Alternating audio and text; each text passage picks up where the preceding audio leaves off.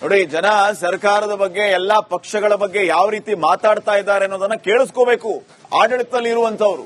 ಇದ್ರ ಮಧ್ಯೆ ಈಗ ಮೋಡ ಬಿತ್ತನೆಯ ವಿಚಾರವಾಗಿ ಭಾರಿ ಚರ್ಚೆ ಆಗ್ತಾ ಇದೆ. ಇವನ್ ಕ್ಯಾಬಿನೆಟ್ ನಲ್ಲಿಯೂ ಕೂಡ ಇದ್ರ ಬಗ್ಗೆ ಅನುಮೋದನೆ ಸಿಕ್ಕಿದೆ. ಮೋಡ ಬಿತ್ತನೆ ಆಗ್ಬೇಕು ಅನ್ನೋ ವಿಚಾರ. ಹಾಗಿದ್ರೆ ಏನಿದು ಮೋಡ ಬಿತ್ತನೆ?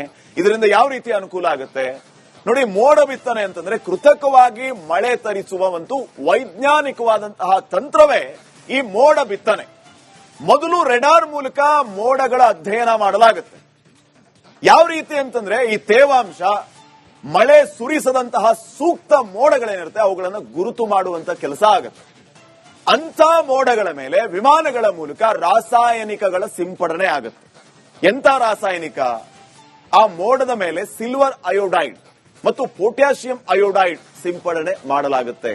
ಈ ರಾಸಾಯನಿಕಗಳು ಯಾವ ರೀತಿ ಕೆಲಸ ಮಾಡುತ್ತೆ ಅಂತಂದ್ರೆ ಈ ಮಳೆ ಸುರಿಸದಂತಹ ಗಟ್ಟಿಯಾದಂತಹ ಮೋಡಗಳನ್ನ ಹನಿಗಳಾಗಿ ಮಾರ್ಪಾಡು ಮಾಡೋದಕ್ಕೆ ಈ ಕೆಮಿಕಲ್ಗಳು ಸಹಾಯ ಮಾಡುತ್ತೆ. ಇದರ ಜೊತೆಗೆ ಡ್ರೈ ಐಸ್ ಕೂಡ ಮೋಡವನ್ನ ತಂಪಾಗಿಸುತ್ತೆ.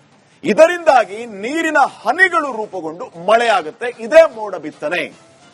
ಈ ಮೋಡ ಬಿತ್ತನೆ ಮಾಡಬೇಕು ಅನ್ನುವಂತ ಆಗ್ರಹ ಮೊದಲಿನಿಂದನೂ ಕೂಡ ಜೋರಾಗಿ ಕೇಳಿ ಬರ್ತಾ ಇತ್ತು. ಕ್ಯಾಬಿನೆಟ್ ನಲ್ಲಿ ಇದ್ರ ಬಗ್ಗೆ ಚರ್ಚೆ ಆಯಿತು. ಈಗ ಅನುಮೋದನೆ ಕೂಡ ಸಿಕ್ಕಿದೆ.